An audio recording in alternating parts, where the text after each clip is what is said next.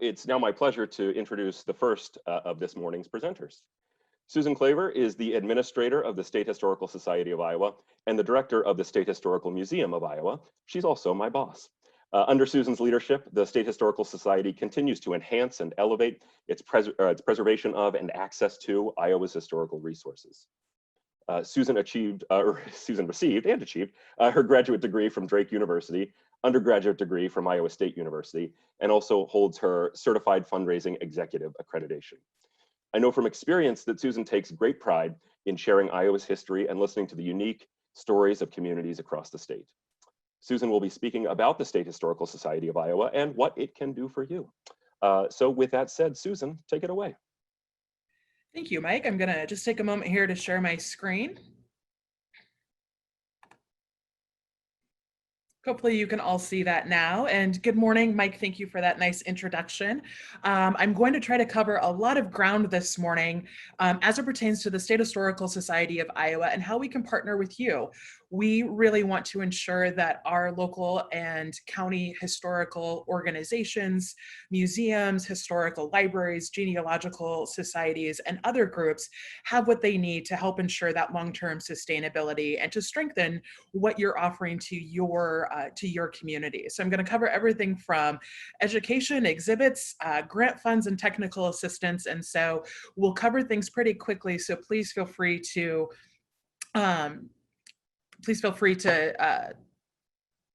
type any questions in the chat as we move through this. And I'm sorry, I'm not able to advance my slide. Well, there we go. All right, so we covered all of that. So the Department of Cultural Affairs is where the State Historical Society of Iowa lives, right along with our colleagues from the Iowa Arts Council and Produce Iowa. And as I said, we're looking to help build and sustain culturally vibrant communities, really by connecting people to the stories of our great state. And I know that you all know on this call what a rich history we have here in Iowa. The State Historical Society has been around since 1857, and so the way we help fulfill the department's mission, along with our mission of education and preservation, is through our bureaus. And so we do this through our State Historical Museum in Des Moines. We have historical library and archive centers in Des Moines and Iowa City. Of course, the State Historic Preservation Office, which is hosting this virtual summit. And then we have 8 historic sites across the state as well. So we want to always preserve and provide access to Iowa's historical resources. And so, as I said, I'm going to cover a wide variety today, but do encourage you, if you've not checked out our website, our social media channels, or reached out to our staff, we have a wealth of information available to you literally at your fingertips. And then I will plug our later lightning round sessions following not only my presentation this morning, but later this morning and this afternoon, where we do a little bit deeper dive. So first off, I'm going to start talk about our collection. So we've been the steward and collector of Iowa's history for 163 years. And so because of that, we're entrusted to care for more than 209 million pieces of Iowa history. And luckily, we have an expert staff that has a combined of more than 250 years of institutional knowledge that helps guide how we provide public access to the collection, how we ensure that we're properly managing the collection, and ultimately so we preserve it properly for future generations. And our artifacts, if you're unfamiliar with our collection, range from objects like cars and wagons to photographs to historic Bibles and governor manuscripts and everything in between. So how do we support you with our collection? We do this through a variety of ways, and some of those ways including sharing artifacts with you. You can request a loan of the state's collection for your different organizations. We help you with different research opportunities and, of course, collection management. For example, just a few months ago, prior to the pandemic, we were working with several Iowa history museums with loans of artifacts pertaining to the 19th Amendment. Our staff also is a really incredible resource, and it can assist you with best practices as it relates to the various types of collection materials. So that way you know how to properly manage and care for those at your own respective institutions.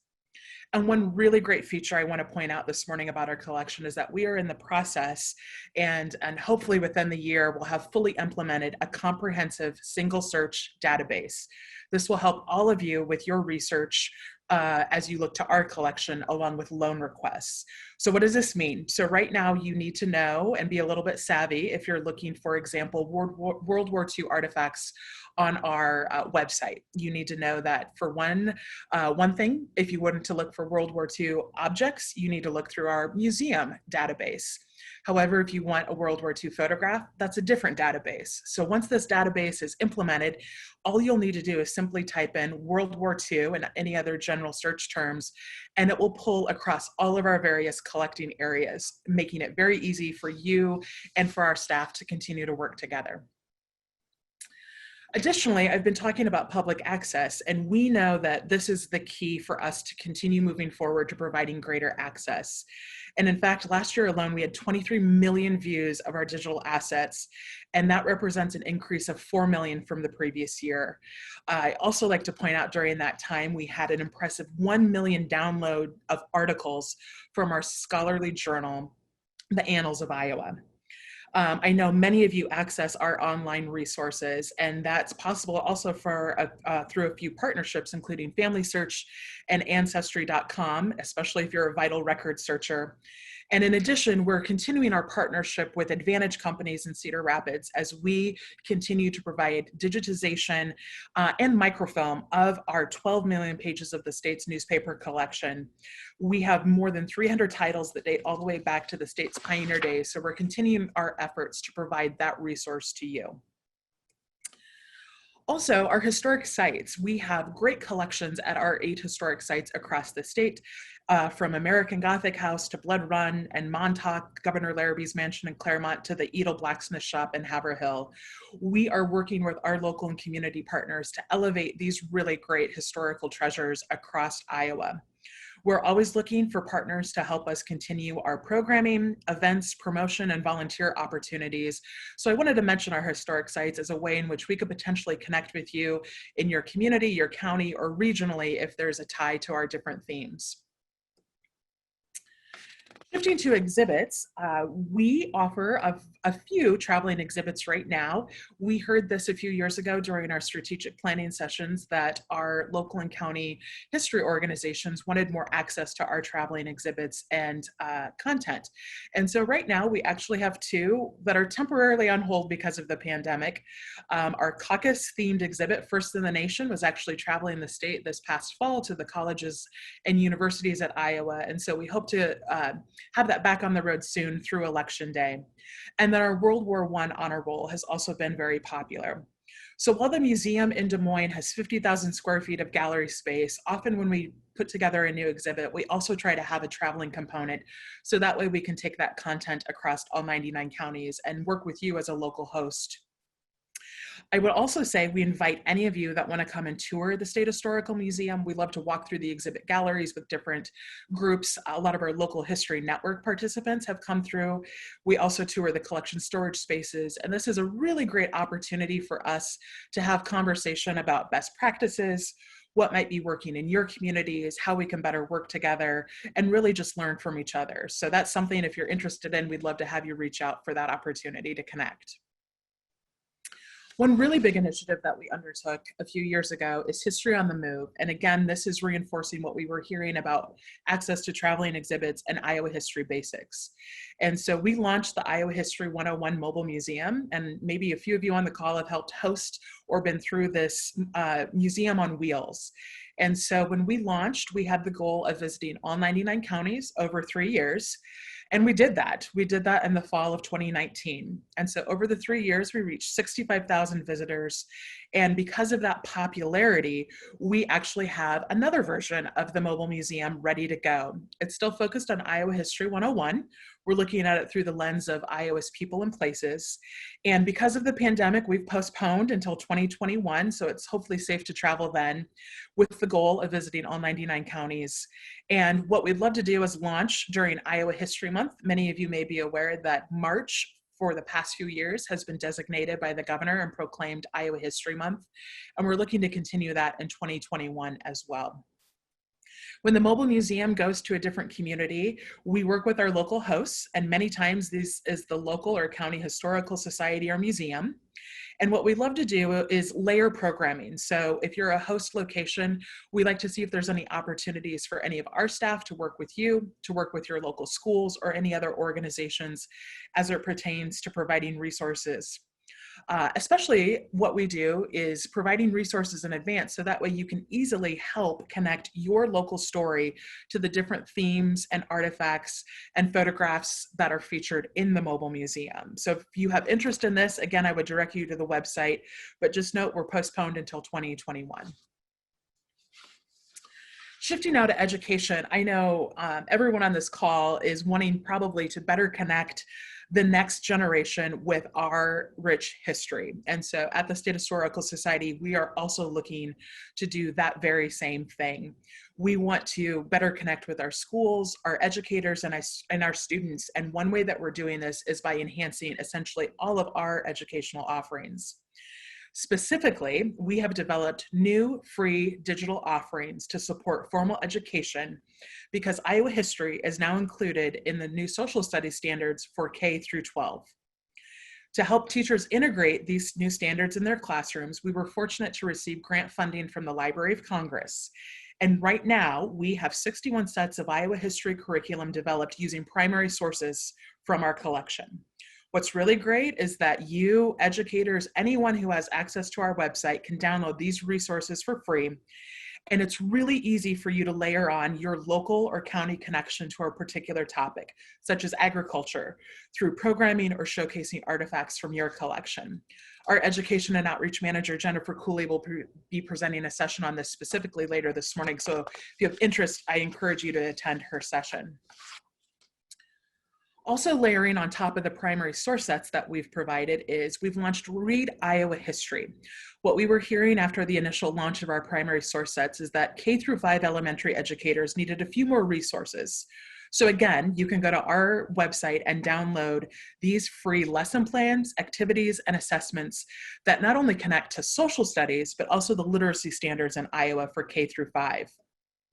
An additional resource that's also free to you is Goldie's History Kits. We're actually prototyping this with the area education agencies, but this is now a downloadable education resource for you to access as well. We have an educator manual, student manual, object photos and videos, along with other primary sources.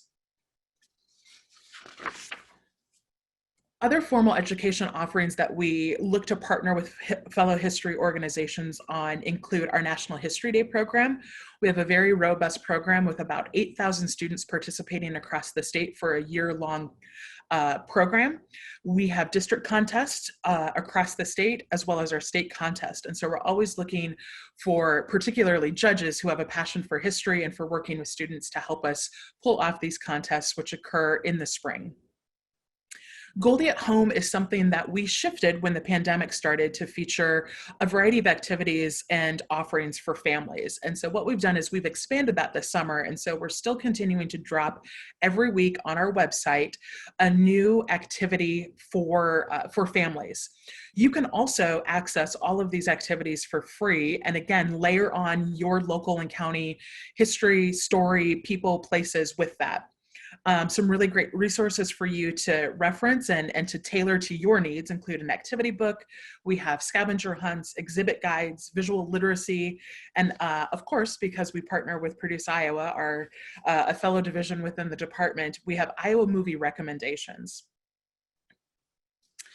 So in addition to our plethora of formal education offerings, we also have a variety of public programming. And so I wanted to specifically plug one of our latest series, Iowa History 101. Our state curator, Leo Landis, presents this on the second and fourth Thursdays of the month through August. This is something that you can access. It's available via a Zoom conference call. And also, again, it's great for just general research. And if you want to take any of that content and tailor it to your specific organizations, we're always happy to work with you on that. We really do have a robust offering of public programs, and we've shifted many of those to virtual over the summer. So I encourage you to check out our calendar. We have 19th Amendment programming, our Iowa History 101 series, and a variety of other offerings for you to tap into. So historic preservation, since you're at our Preserve Iowa Summit, I assume you all have an interest in historic preservation. And so through our State Historic Preservation Office, we are really looking to assist you and communities along with our state and federal partners in a variety of preservation activities. We do this in a variety of ways, from identifying historic properties to developing preservation plans. We want you and all of our state partners to understand the requirements of the National Historic Preservation Act in Iowa. Some ways that we do this is through the state and federal historic preservation tax credit program, which helps stimulate preservation of historic properties. Many times this is for downtown housing, business expansion, and neighborhood revitalization. And I think you all know that this can produce transformational results, job creation specifically in big towns and, in small towns and big cities alike. The success of our historic preservation efforts really does start with a strong preservation ethic found in many of our communities, which many of you represent, and so thank you for that. With our Certified Local Government program, which is the second largest in the country, and our National Register of Historic Places, which is exceeding 18,000 listed properties and sites in Iowa, we're really proud of what we're doing to help foster the preservation in Iowa's communities. Through our CLG program and the National Register program, many of you are aware that this also then opens up access to state and federal grants and resources as well. Another way that we're connecting with you locally is through our local history network. We launched this several years ago, and our effort was to help organizations of all sizes and types across Iowa learn more about best practices, our grant opportunities, as well as other grant opportunities, provide training and professional development, and other timely relevant content. To date, we have 200 participants who've joined, and we're always looking to grow our participation as well as our offerings. We want this to be a very responsive offering, and so our structure is constantly changing with the content that we provide. Some resources right now that you can tap into through our website include an online toolkit where you can download different white sheets talking about collection management to grant writing and everything in between. We provide different webinars, and specifically had a grant webinar that was available ahead of our grant season. And then we also do site visits. So if you're wanting to talk about a specific project or showcase your organization to us, we love to come and visit and see what you're doing in your local community. Additionally, I want to talk about our Historical Resource Development Grant Program. Many of you tap into this for your museum, historic preservation, and collection projects. And so this really helps us provide support for projects that are looking to preserve, conserve, interpret, enhance, and educate the public about the historical resources of Iowa. Last year alone, we were able to support 24 communities with more than $640,000 in grant funding through our Historical Resources Development Grant Program. That grant cycle just closed on June 1st, and so we're looking forward to reviewing applications later this month.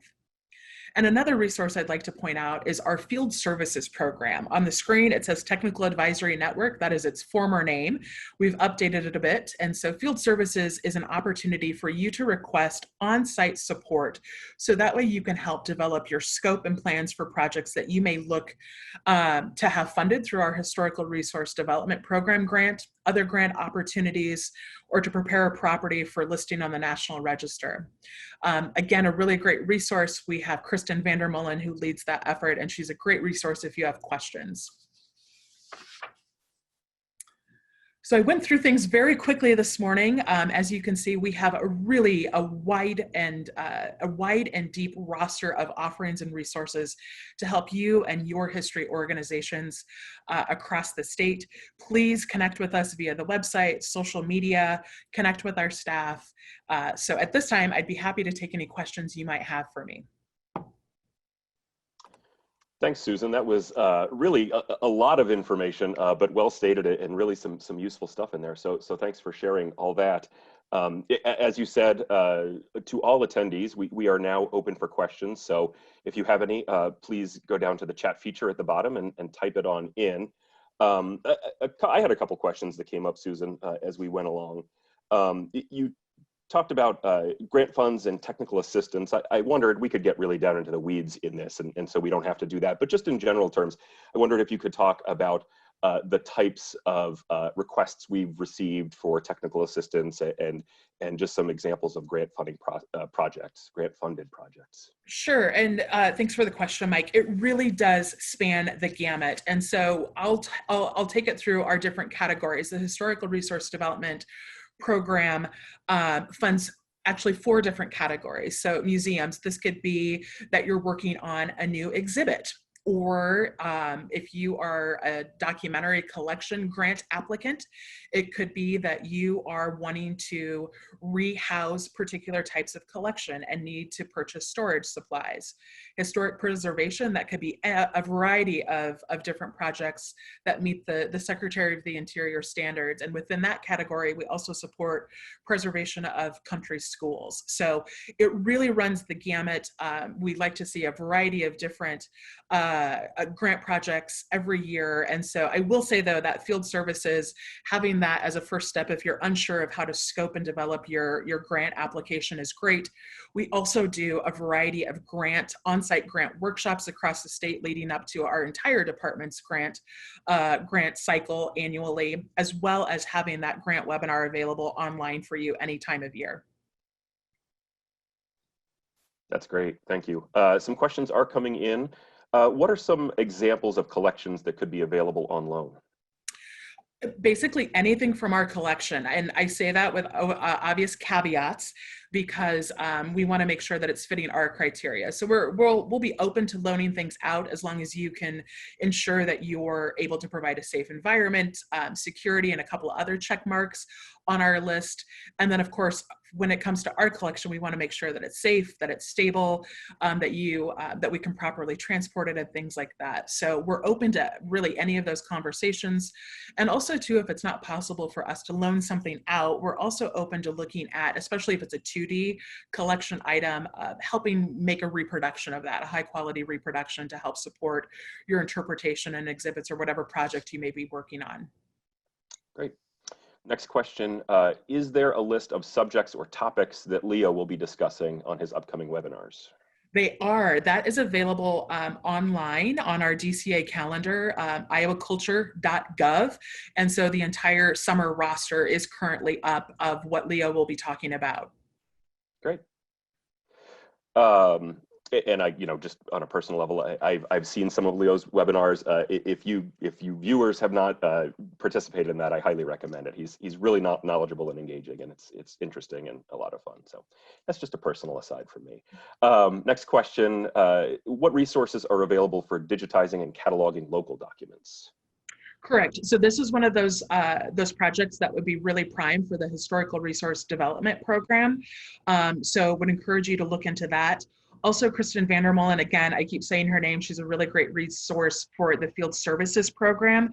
So a lot of times when we talk about digitization, the scope of digitization can seem very daunting. And so our staff, and Kristen in particular, because of all of her grant experience, can really help you put an achievable timeline and scope around particular projects like that. So again, I would direct you back to our website and to those particular resources. Great. Question from a viewer says that they have several hundred letters from a Korean War veteran. Do we have advice, resources, or a contact person to put him in touch with? Yes, so Becky Plunkett is our special collections coordinator, and she is amazing with everything 2D. That's exactly what you're describing as it pertains to letters. So that's someone I would reach out to on our staff. You can make those inquiries online, and we route those to our different staff experts, and they're able to direct you to a lot of different resources. I'll also point back to our local history network, our landing page on the iowaculture.gov website. We have a lot of toolkits that also pertain to how to care for your collections. So whether that's articles of clothing, textiles, photographs, there are a lot of resources there that you can access as well. Okay. Another question about Leo's History 101 programs. Are they archived on YouTube or some other location in case someone misses the original program? That's a great question. And yes, that's the wonderful thing with technology now is that we will have a library of those. I can't speak right now, I haven't checked, but I do know that that is the plan if they're not currently accessible from our website. And then I would also point out too, we just recently put a very full library of Iowa history stories and history for lunch presentations that have occurred at our Iowa City Research Center, and those are also all available right now and are accessible on our website. That's great. Well, it looks like that was the last of the questions that have come through. I'll vamp for a minute in case anyone wants to type real fast and ask one additional question. But barring that, I think it's just about time to move to our next speaker. So, oh, all right. Well, thank you very much. We just got a nice shout out. I won't read it because that would just embarrass both of us. But someone said something nice, and it's much appreciated. So thank you, Susan, very much. We're going to move to our next presenter now.